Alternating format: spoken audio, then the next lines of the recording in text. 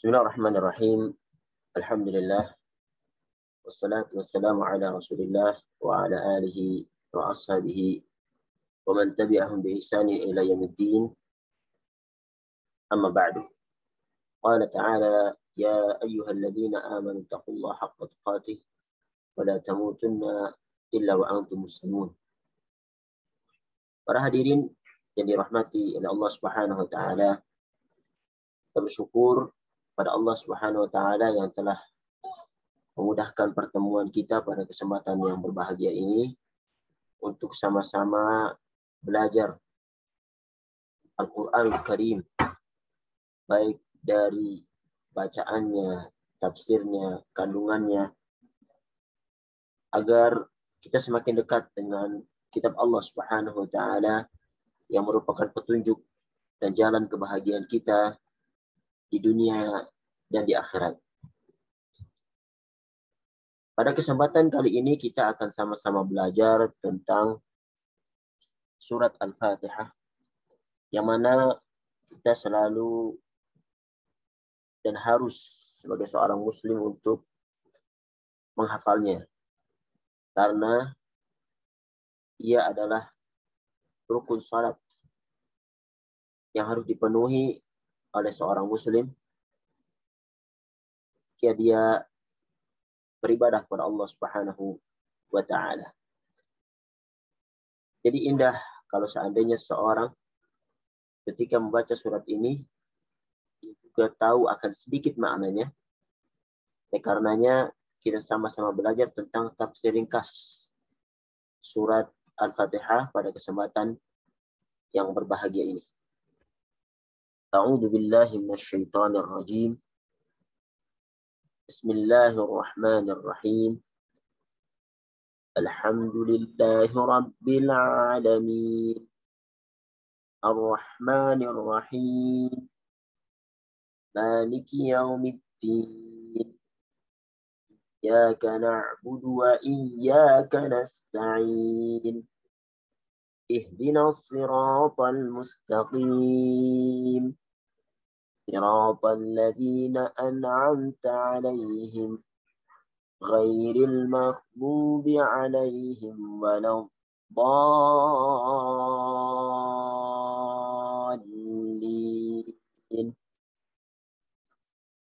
Yang artinya Bismillahirrahmanirrahim, dengan menyebut nama Allah yang maha pemurah lagi maha penyayang. Alhamdulillahi rabbil alamin. Segala puji bagi Allah, Tuhan semesta alam. Ar-Rahmanir Rahim, maha pemurah lagi maha penyayang. Maliki yaumiddin, yang menguasai hari pembalasan. Iyyaka na'budu wa iyyaka nasta'in, hanya kepada Engkaulah kami menyembah dan hanya kepada Engkaulah kami meminta pertolongan. Ihdinas siratal mustaqim, bukanlah kami ke jalan yang lurus.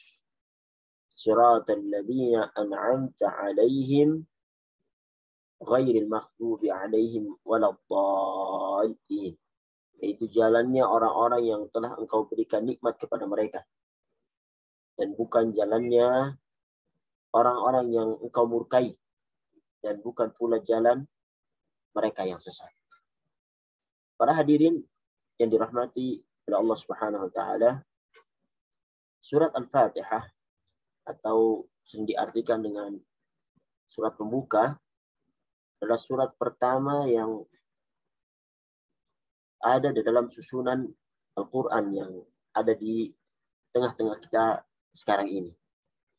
Dia terdiri dari 7 ayat dan merupakan surat Makkiyah. Walaupun nanti ada khilaf ulama tentang hal ini. Tentang ayat dari surat Al-Fatihah, dikatakan sepakat ulama bahwasanya dia berjumlah 7 ayat. Nah, tentang khilafnya adalah apakah 7 ayat itu termasuk bismillah ataupun tidak. Yang mana khilaf ini nanti akan berkelanjutan terhadap apakah bismillah dibaca jahar di dalam sholat atau tidak. Larinya ke sana nanti.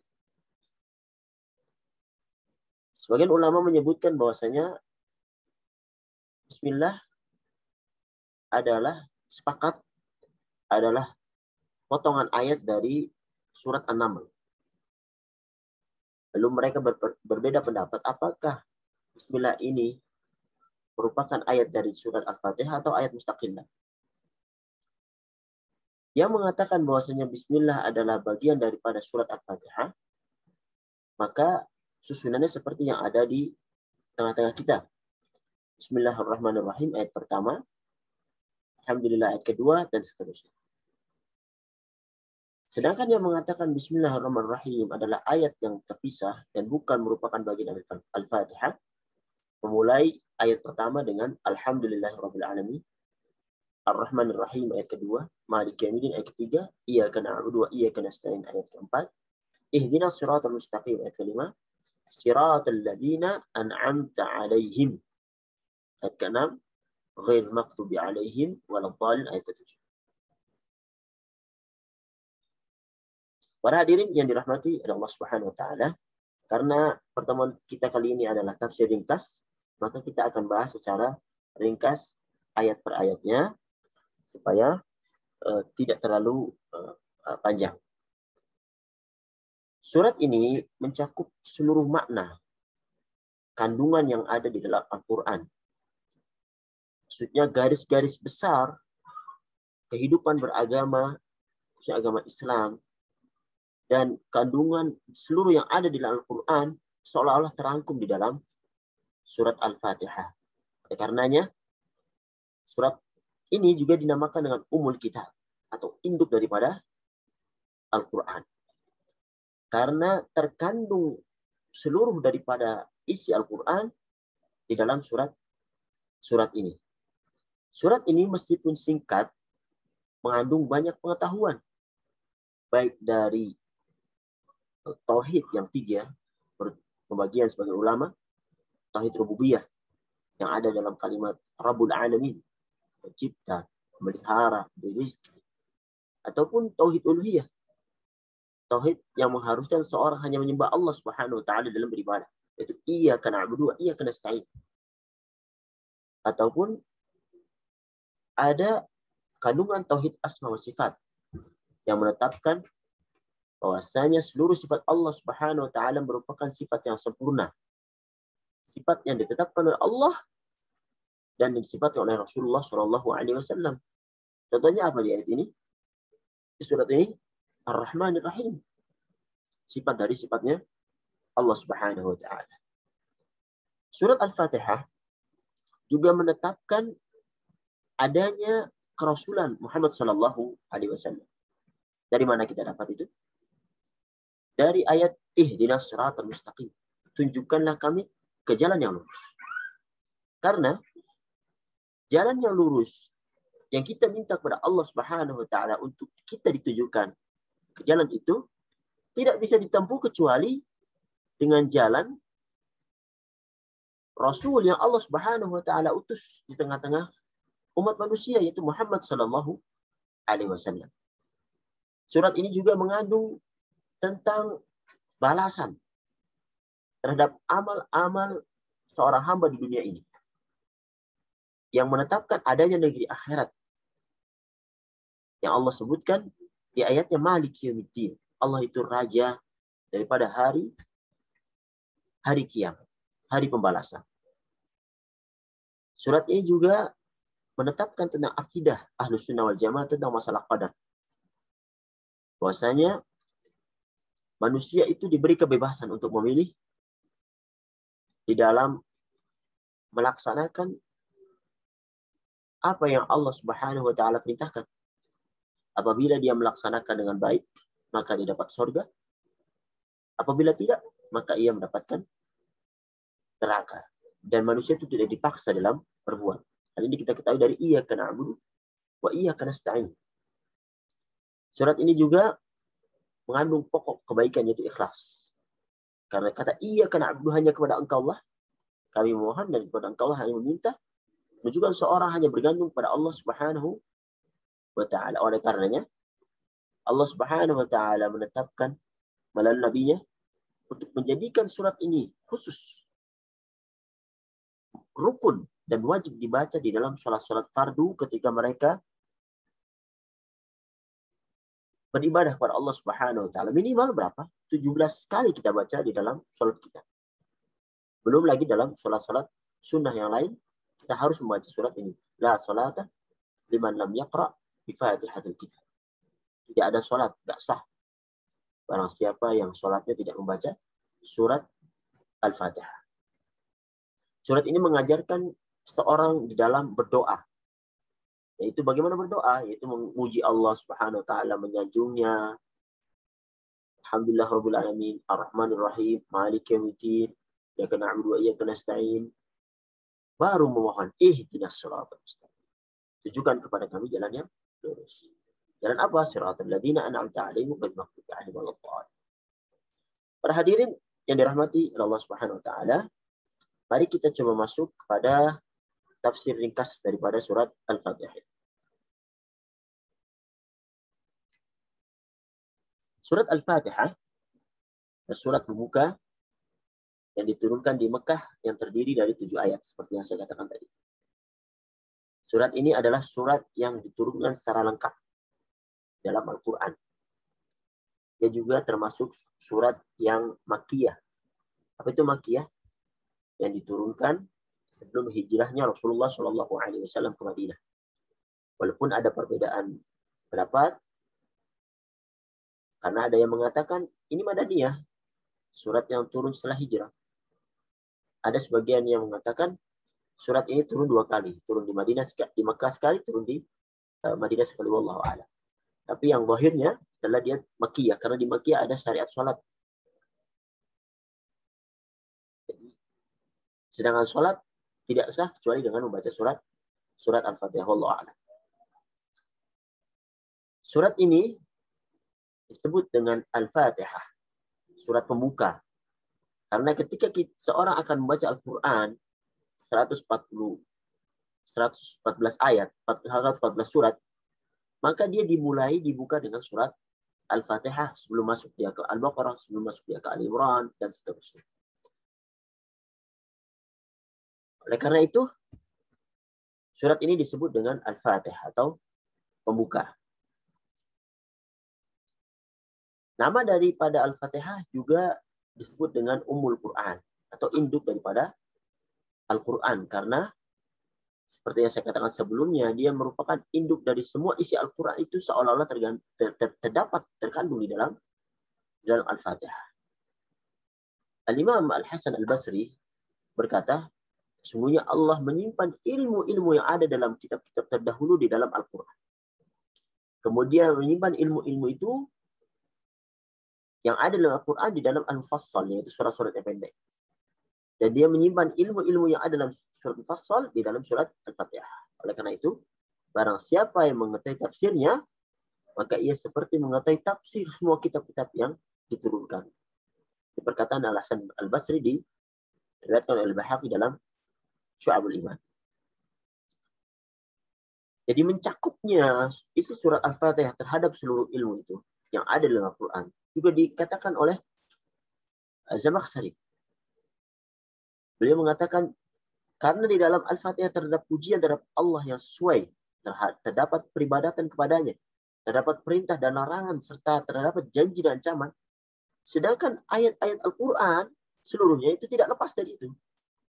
Oleh karena itu, semua isi Al-Quran merupakan penjelasan lebih rinci dan detail terhadap masalah yang disebutkan secara garis besar dalam surat Al-Fatihah. Seolah-olah Allah menyebutkan surat Al-Fatihah sebagai pembuka itu sebagai panduan global terhadap perintah dan larangan, terhadap balasan dan hukuman, terhadap hal-hal yang akan didetail pada surat-surat yang akan datang setelah surat Al-Fatihah. Surat ini juga dinamakan dengan As-Sab'ul Al-Mathani, yaitu 7 yang dibaca berulang-ulang, karena 7 ayat ini yang sepakat para ulama bahwasanya surat Al-Fatihah terdiri dari 7 ayat, Itu kita baca berulang-ulang di dalam sholat kita. Rasulullah SAW menyebutkan sebuah hadis, beliau sampaikan kepada para sahabatnya, ala ukhbiruka bi akhyar suratin fil Quran, maukah aku beritahukan terhadap surat yang terbaik dalam Al-Quran? Beliau menyebutkan alhamdulillah rabbil alamin, surat Al-Fatihah. Jadi riwayat Ahmad disahihkan oleh Al-Albani dalam Sahih Al-Jami. Tentang ulama yang menyebutkan, berpendapat bahwasanya Bismillahirrahmanirrahim ayat pertama, dan kita menempuh jalan itu. Bismillahirrahmanirrahim, dengan menyebut nama Allah yang Maha Pemurah lagi Maha Penyayang. Maksudnya, saya memulai membaca surat Al-Fatihah dengan menyebut Allah, karena sebelum Bismillah, dalamnya ada takdir. Aqra'ul Quran, Bismillahirrahmanirrahim. Saya membaca Al-Quran. Saya membaca surat ini dengan nama Allah Subhanahu wa Ta'ala, memohon pertolongan kepadanya agar dapat membaca firman-Nya, memahami maknanya, dan dapat mengambilnya sebagai petunjuk. Seolah-olah ketika mengucapkan Bismillahirrahmanirrahim, seseorang memohon kepada Allah Subhanahu wa Ta'ala dengan sifatnya yang pemurah lagi Maha Penyayang, agar bisa memahamkan pembacanya dan mengambil petunjuk yang ada di ayat-ayat setelah Bismillahirrahmanirrahim ini, agar dia bisa selamat di dunia dan akhirat.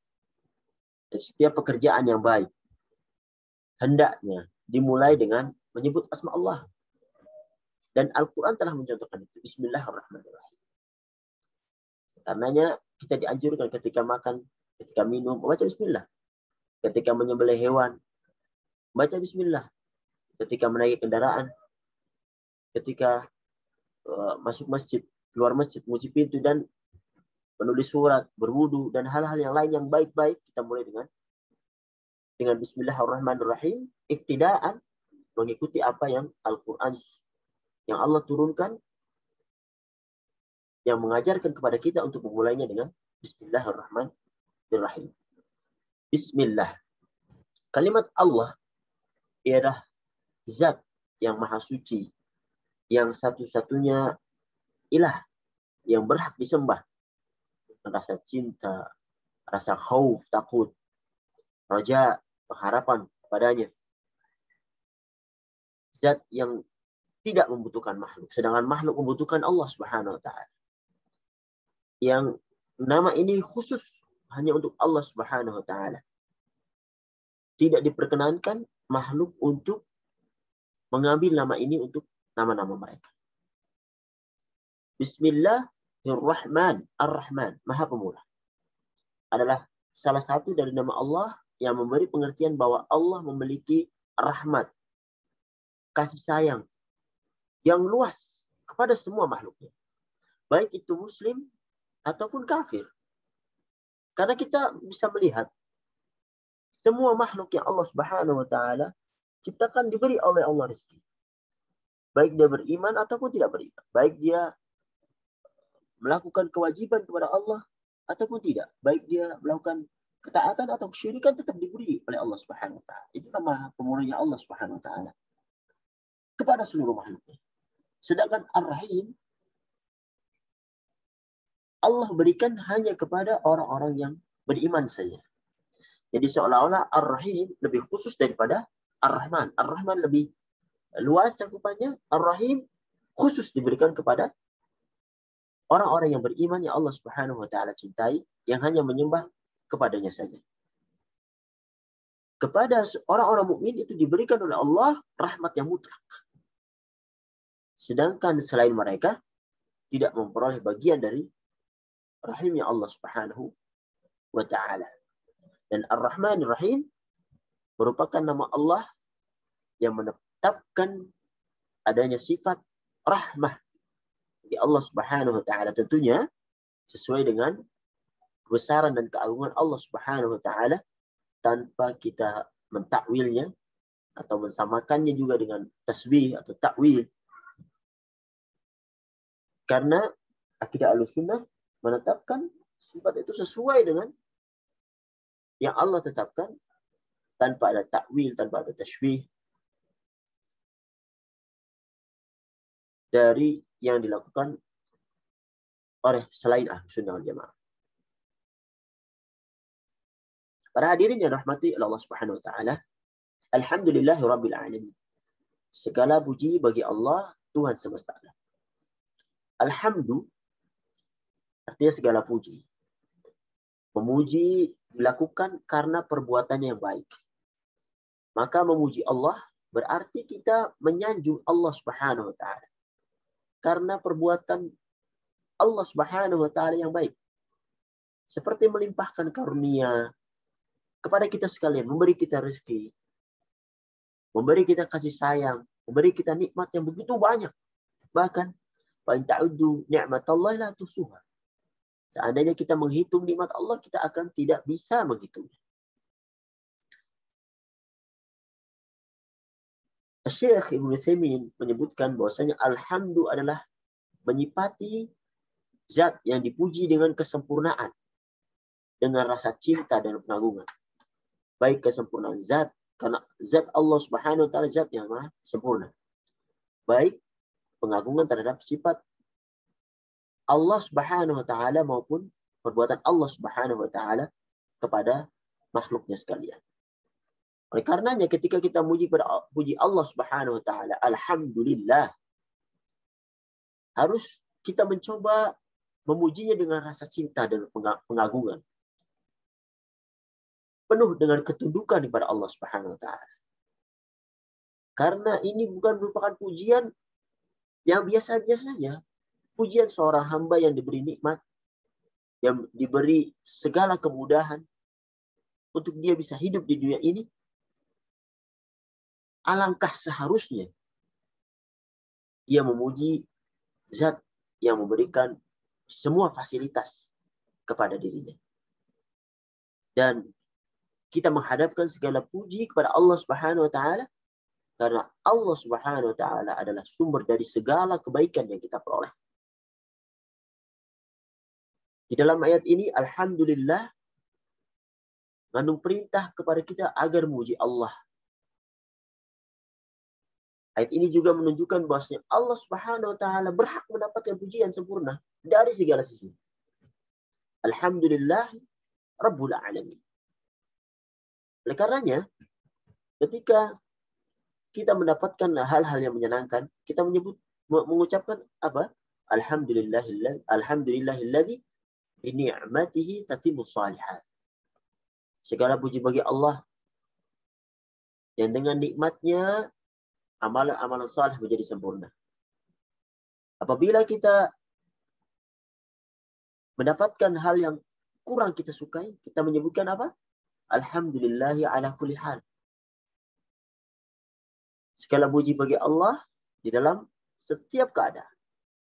Karena bisa jadi hal yang tidak kita sukai itu yang terbaik yang Allah berikan kepada kita sekalian.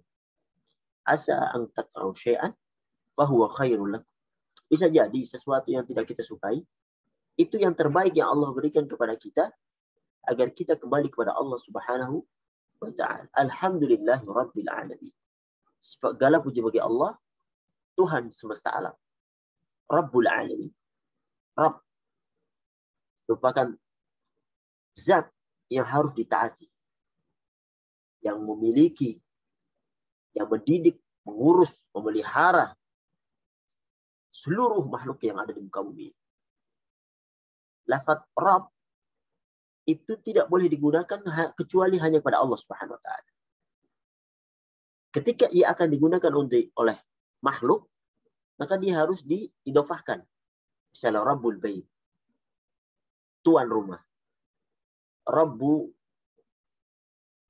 al-ghanam, tuannya kambing misalnya. Rabbul Ard, tuan tanah misalnya. Tapi kalau Rabb itu hanya dikhususkan pada Allah Subhanahu wa taala. Rabbul Alamin. Tuhan semesta alam. Al-alamin maksudnya adalah seluruh makhluk selain Allah Subhanahu wa taala. Semesta alam selain Allah Subhanahu wa taala yang Allah Subhanahu wa taala ciptakan dari segala jenis dan macam. Baik itu alamnya manusia, alamnya hewan, alam tumbuhan, alamnya benda-benda mati, alam jin, dan segala macam. Allah pencipta al-alamin, seluruh alam-alam itu. Dialah yang menciptakan seluruh makhluk yang mengurus urusan mereka. Dari semua, dari A sampai Z, dari alif sampai ya, Allah Subhanahu wa taala mengurus.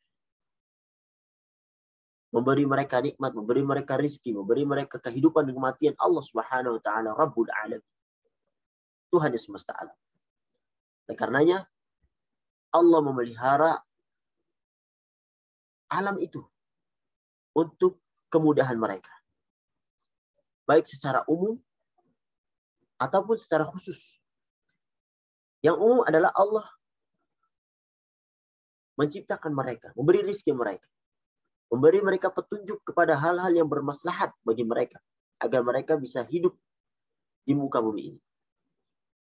Sedangkan yang khusus adalah petunjuk dengan didiknya orang-orang yang Allah Subhanahu wa taala beri hidayah dengan iman dan diberi kemampuan untuk beramal saleh, untuk mendapatkan kepada Allah, mendekatkan diri kepada Allah Subhanahu wa taala dengan taufiknya.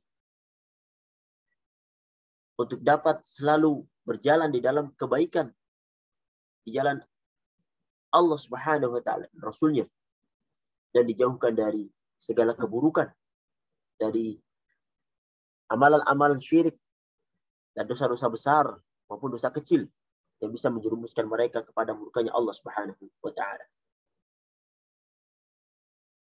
Oleh karenanya, sebagian banyak doa kita lihat itu selalu diawali dengan Rabb. Rabbi, Rabbana hab lana min azwajina. Rabbana atina fid dunya hasanah. Rabbi ighfirli wa liwalidayya. Karena lafaz Rabb adalah lafaz yang luar biasa. Yang menjadikan seseorang itu mengetahui akan kadar dirinya sebagai seorang makhluk yang membutuhkan zat yang maha kuat, yang maha segala-galanya, itu Allah Subhanahu wa taala. Rabbul Alamin. Yang menciptakan, mengatur, memberi rizki, menguasai dan memiliki alam semesta. Tidak ada Rabb selain Allah Subhanahu wa taala. Oleh karenanya, dosa yang paling besar dan tidak diampuni oleh Allah Subhanahu wa taala terhadap orang yang melakukannya ketika ia tidak bertobat dan dosa syirik, yaitu menyekutukan Allah Subhanahu wa taala dengan makhluknya. Tidak menyembah Allah, malah menyembah makhluk yang Allah ciptakan. Menduakan Allah Subhanahu wa taala. Ketika ia tidak mengimani Rabbul Alamin, maka inilah dosa yang paling besar yang ada di muka bumi ini. Inna syirka la dzulmun adzim. Semua syirik itu zaliman yang sangat besar. Ar-Rahmanir Rahim. Maha pemurah lagi maha pengajar. Tentunya Ar-Rahmanir Rahim telah ada tadi di Bismillahirrahmanirrahim. Disebutkannya ayat ini setelah Alhamdulillahirabbil alamin. Yang bahwasanya Allah Subhanahu wa taala mengatur, mendidik, menghidupkan, mematikan, memberi rizki dan hal-hal yang lainnya terhadap makhluknya, seolah-olah Ar-Rahmanir Rahim itu memberitahukan kepada kita bahwasanya Allah Subhanahu wa taala ketika memberi rizki, menghidupkan, mematikan, memberi, menciptakan, menghancurkan dan menjaga alam ini, Allah Subhanahu wa taala mengurus alam semesta ini tidak dengan menyiksa dan memaksa. Kamu harus seperti ini. Seolah-olah manusia itu tidak punya kehendak, tidak punya iradah. Tidak.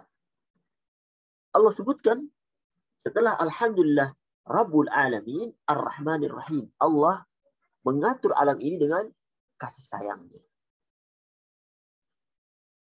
Dengan kepemurahannya, dengan kasih sayangnya. Sehingga seorang ketika mentaati Allah Subhanahu wa taala, dia mentaatinya dengan penuh ketundukan dan ketulusan karena pengakuan akan kasih sayang Allah Subhanahu wa taala terhadap limpahan nikmat-nikmat yang ia rasakan di dalam kehidupan di dunia ini. Kemudian ayat selanjutnya Allah sebutkan Maliki Yaumiddin, yang menguasai hari pembalasan. Maliki Yaumiddin dibaca dalam dua qiraat. Sebagian qiraat seperti qiraat kita ya, Hafs an Asim, membacanya dengan memanjangkan mim. Maliki, Maliki Yaumiddin. Sedangkan qiraat yang lain membaca dengan memendekkan mim. Maliki Yaumiddin, Maliki Yaumiddin. Ketika dia dibaca dengan panjang, Malik, Malik, yaitu yang menguasai. Dengan memanjangkan mim, itu berarti pemilik. Karena dihubungkannya kepemilikan hari pembalasan kepada Allah Subhanahu wa taala. Meskipun miliknya dunia dan akhirat. Karena pada hari itu, yaitu pada di akhirat nanti, jelas kekuasaan dan kepemilikan hanya untuk Allah Subhanahu wa taala saja. Jadi itu sebuah sir rahasia. Mengapa Allah sebutkan di sini Maliki Yaumiddin, menguasai hari pembalasan? Apakah Allah hanya menguasai hari pembalasan saja? Tidak. Allah menguasai hari pembalasan dan juga menguasai hari dunia ini. Tetapi pada hari pembalasan terlihat dengan jelas bahwasanya tidak ada yang menguasai, yang memiliki kecuali Allah Subhanahu wa taala. Sedangkan imam yang lain yang membaca dengan memendekkan mim, Maliki Yaumiddin, Maliki Yaumiddin. Malik artinya raja. Seolah-olah menerangkan kepada kita bahwasanya pada hari nanti, di hari pembalasan itu, antara raja-raja di dunia dengan rakyat itu tidak ada perbedaan sama sekali. Mereka semua tunduk kepada Allah Subhanahu wa taala, tunduk kepada pengagungannya, keagungannya, menunggu pembalasannya dan mengharap pahalanya dan takut terhadap siksanya Allah Subhanahu wa taala. Jadi nanti di hari pembalasan hanya ada satu raja, itu Allah Subhanahu wa taala. Sehingga raja-raja lain yang ada di dunia, mereka tidak ada apa-apanya, mereka sama dengan rakyat. Mereka tidak punya kekuasaan sama sekali. Para hadirin yang rahmati oleh Allah Subhanahu wa taala, Maliki Yaumiddin. Yaumiddin itu hari pembalasan. Hari yang di waktu itu masing-masing manusia menerima pembalasan amalannya, baik buruk maupun yang baik. Faman ya'mal mithqala dzarratin khairan yarah, wa man ya'mal mithqala dzarratin syarran yarah. Karena siapa yang beramal dengan amalan yang baik walaupun kecil sebesar biji darah, maka dia akan mendapatkannya. Barang siapa yang beramal dengan amalan yang buruk, maka dia akan mendapatkan balasan. Yaumiddin disebut juga dengan Yaumul Qiyamah, Yaumul Hisab, Yaumul Jaza. Yang memberitahukan kepada kita bahwasanya hari itu adalah hari pembalasan terhadap apa-apa yang kita perbuat di muka bumi ini. Sehingga seorang yang beriman terhadap Yaumiddin, hari pembalasan, maka dia akan berhati-hati di dalam kehidupan di dunia ini. Karena setiap yang ia lakukan, Allah Subhanahu wa taala akan membalasnya dengan balasan yang sesuai. Seolah-olah ayat ini Allah Subhanahu wa taala hadiahkan kepada kita. Jadikan seorang muslim yang membacanya di dalam setiap rakaat salatnya teringat akan hari akhir. teringat terhadap amalan-amalan yang akan dibalas oleh Allah Subhanahu wa taala, sehingga ia terdorong untuk beramal soleh dan menghindari kemaksiatan dan dosa yang ada di muka bumi ini. Untuk dia berusaha hindari semaksimal mungkin. Karena setiap perbuatan akan dipertanggungjawabkan ketika kita telah berada atau berpindah dari alam dunia ini ke alam akhirat. Ayat yang selanjutnya, para hadirin yang rahmati Allah Subhanahu wa taala, iyyaka na'budu wa iyyaka nasta'in. Hanya kepada Engkaulah kami menyembah dan hanya kepada Engkaulah kami minta pertolongan. Iyyaka na'budu. Na'budu diambil dari kata ibadah, yang artinya kepatuhan dan ketundukan seorang yang ditimbulkan dari perasaan kebesaran Allah Subhanahu wa taala. Dia tahu kebesaran Allah Subhanahu wa taala. Jadi menyembah Allah dengan pengagungan. Meyakini bahwasanya Allah Subhanahu wa taala saja yang berhak untuk disembah. Dan ini tauhid uluhiyah. Tauhid ibadah yang mengharuskan seorang hanya menyembah kepada Allah Subhanahu wa taala. Karena dia yakin bahwasanya Allah yang memiliki kekuasaan mutlak terhadap segala yang ada di muka bumi ini.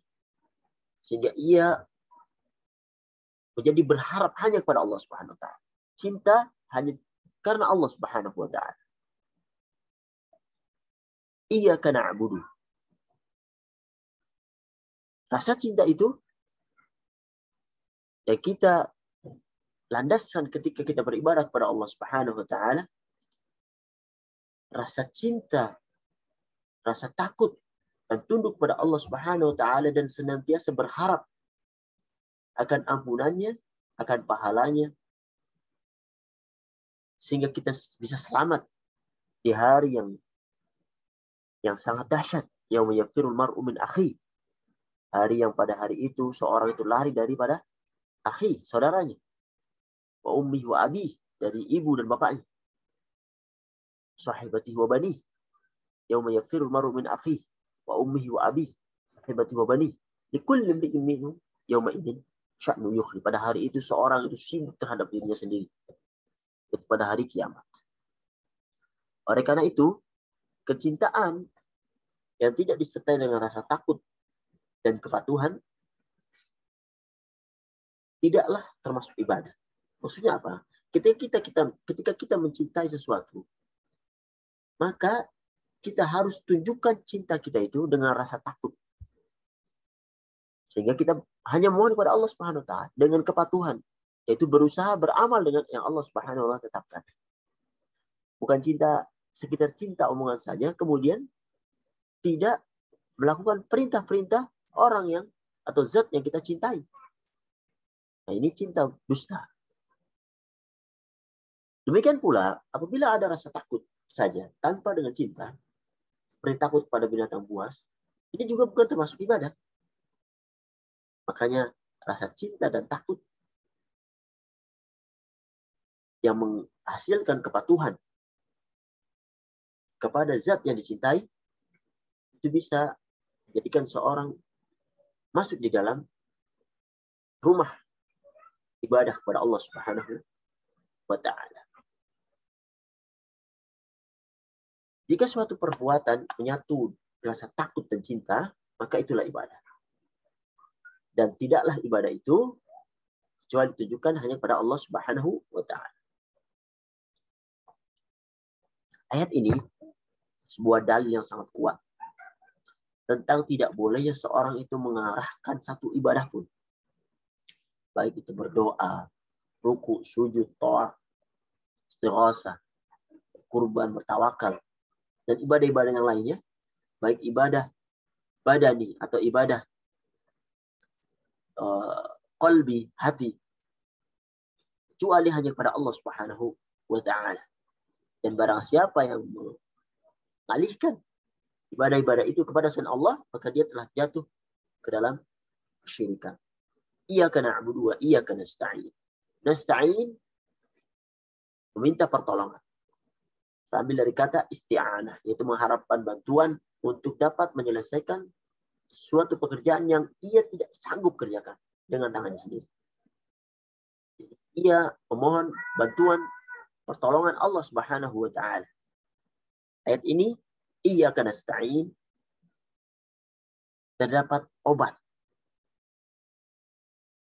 terhadap penyakit ketergantungan kita pada Allah Subhanahu wa taala yang menjadikan seseorang itu terhindar dari sakit penyakit riya, penyakit ujub, penyakit sombong. Karena dalam beribadah misalnya,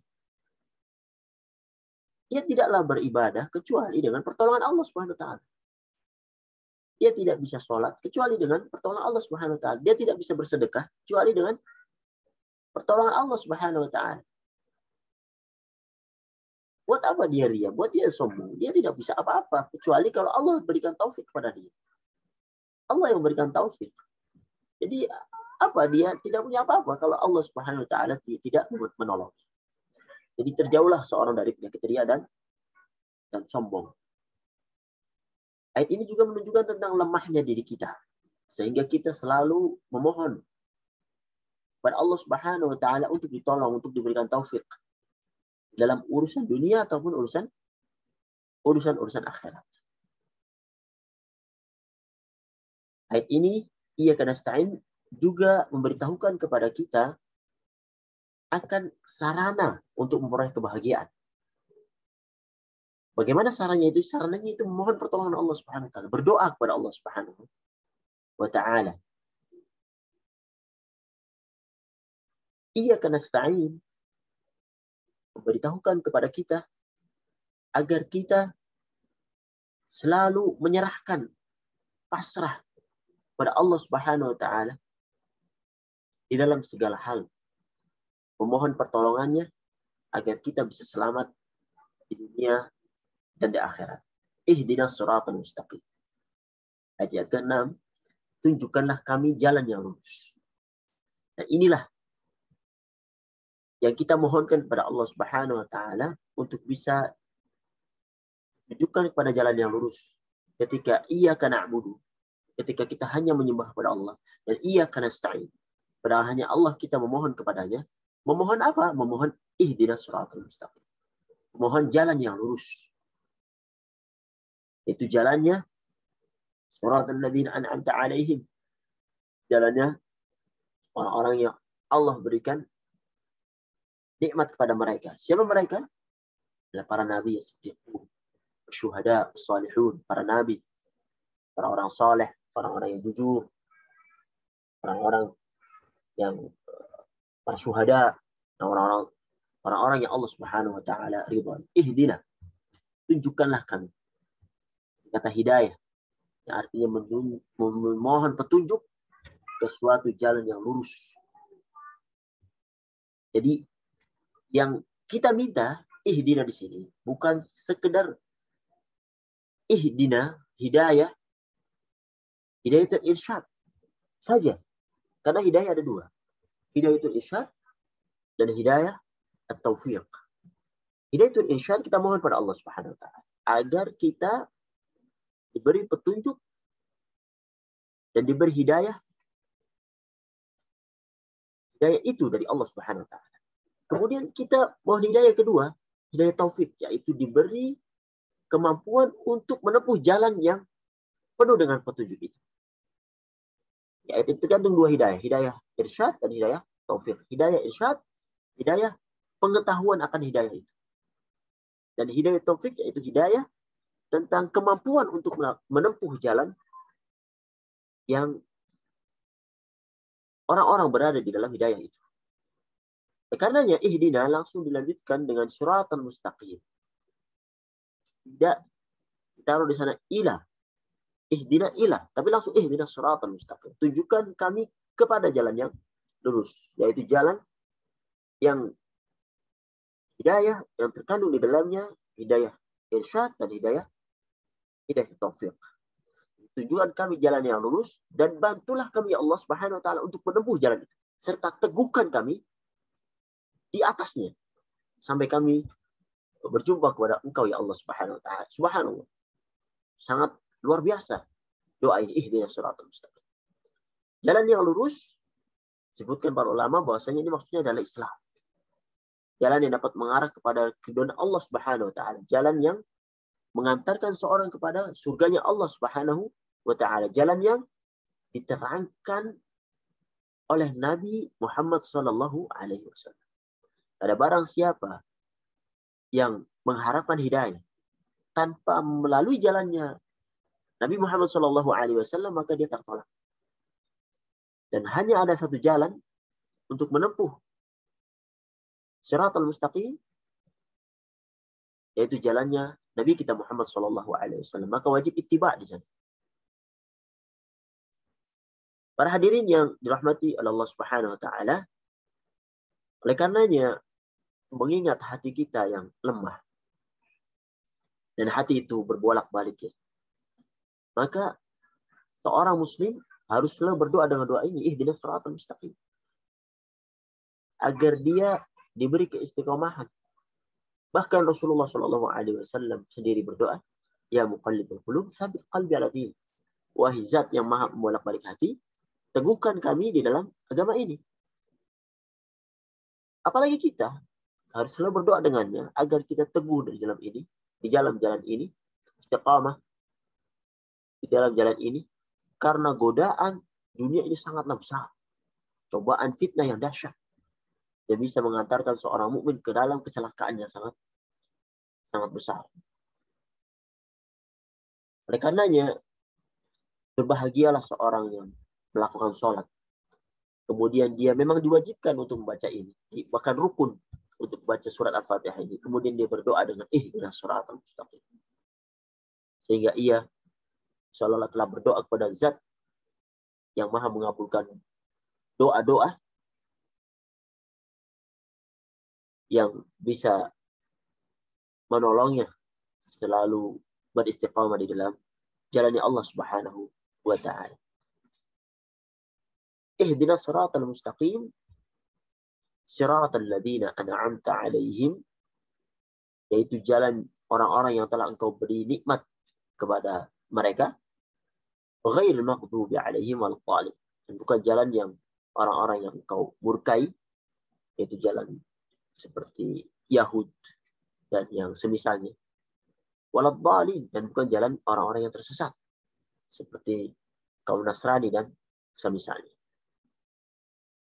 Siratal ladzina an'amta 'alaihim, jalannya orang-orang yang diberi nikmat oleh Allah adalah jalan para nabi, as-siddiqin, wasyuhada, was-salihin, jalan para syuhada, jalan-jalan orang-orang yang saleh.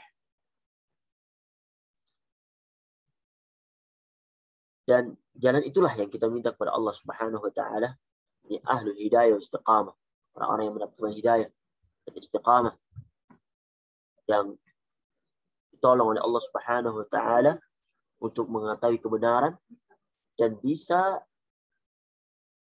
mengamalkan kebenaran itu dengan bimbingan Allah Subhanahu wa taala. Adapun jalan-jalan yang Allah Subhanahu wa taala berikan kepada orang-orang yang dimurkai, kita memohon kepada Allah untuk dihindari dari itu. Begitupun jalan orang-orang yang sesat. Orang-orang yang dimurkai adalah orang-orang Yahudi. Ghairil maghdubi 'alaihim, orang-orang yang dimurkai. Dan orang-orang yang mengikuti jalan mereka. Jadi tidak terkhusus pada Yahudi saja, tapi orang-orang yang mengikuti mereka. Apa itu sifatnya? Sifatnya adalah orang yang telah Allah berikan ilmu kepada mereka, kemudian mereka tidak beramal dengan ilmunya. Itu sifatnya. Dia tahu, tapi tidak mengamalkan. Dia tahu, tapi dia jatuh ke dalamnya. Nah, ini sangat kita minta kepada Allah Subhanahu wa taala untuk dijauhkan daripada hal itu. Hanya kita memohon kepada Allah Subhanahu wa taala, Allahumma inni ala dzikrika wa syukrika wa husni ibadatik. Kita mohon kepada Allah Subhanahu wa taala dengan doa yang lain. Allahumma arina haqqa haqqa warzuqna ittiba'ah. Ya Allah, tunjukkanlah yang hak adalah hak dan beri kemampuan untuk mengikutinya. Walil batila batila warzuqna tinabah. Beritahu yang batil itu batil dan beri kemampuan untuk tidak melaksanakannya. Walad dhalin, dan orang-orang yang tersesat, itu orang-orang Nasrani dan orang-orang yang mengikuti jalan mereka. Dan ciri daripada walad dhalin ini, orang-orang yang sesat, adalah orang-orang yang beramal tanpa ilmu. Mereka beramal, beribadah kepada Allah Subhanahu wa taala, tapi beramal dengan kejahilan tanpa menuntut ilmu, sehingga sesat. Dia memang beramal, beramal, tapi beramal tanpa adanya ilmu, menjadikan seorang kepada kesesatan yang nyata, tidak berjalan pada siratal mustaqim. Nah, ini sangat juga kita hindari. Jadi seorang muslim adalah seorang yang berada di antara dua hal ini. Mereka belajar agar mereka berilmu, sehingga dengan ilmunya itu mereka bisa beramal dengan yang Allah Subhanahu wa taala perintahkan. Karenanya dalam ayat ini terdapat obat penyakit juhud, penyakit pembangkangan, yaitu seorang yang telah mengetahui kebenaran kemudian tidak melakukannya. Dia membangkang terhadap pengetahuan yang ia ketahui. Dan kita memohon agar terhindar dari hal itu. Dan penyakit jahil, kebodohan. Kita mohon terhindar dari hal itu. Sehingga kita harus berilmu, belajar. Dan penyakit dhalal, penyakit kesesatan. Dan kita memohon agar kita bisa dihindarkan dari hal tersebut. Oleh karenanya, di akhir surat ini dianjurkan bagi yang membacanya, bagi makmum juga imam ya dalam sholat, untuk mengucapkan amin. Yaitu ya berarti ya Allah kabulkanlah. Allahumma stajib. Dan amin ini tidak termasuk dari ayat dari surat Al-Fatihah. Karena itu dia tidak ditulis di dalam mushaf. Dan inilah para hadirin yang dirahmati oleh Allah Subhanahu wa taala, tafsir singkat ringkas terhadap surat Al-Fatihah. Mudah-mudahan Allah Subhanahu wa taala memberikan kita kemampuan untuk selalu belajar agar kita memperoleh ilmu dan memberi kemampuan dengan ilmu itu untuk beramal dengan amalan yang Allah Subhanahu wa taala ridhai, sehingga kita bisa selamat di yaumiddin, di hari pembalasan nanti, sehingga kita bisa dikumpulkan dengan an'amta alaihim, dengan orang-orang yang Allah berikan nikmat kepada mereka, yaitu para nabiyyin, para nabi, para siddiqin, orang-orang yang benar, syuhada, wassalihin, surganya Allah Subhanahu wa taala. Mudah-mudahan yang sedikit ini bisa bermanfaat bagi kami pribadi dan ikhwah sekalian. Hadza wa sallallahu ala Muhammad wa ala alihi wasallam. Assalamualaikum warahmatullahi wabarakatuh.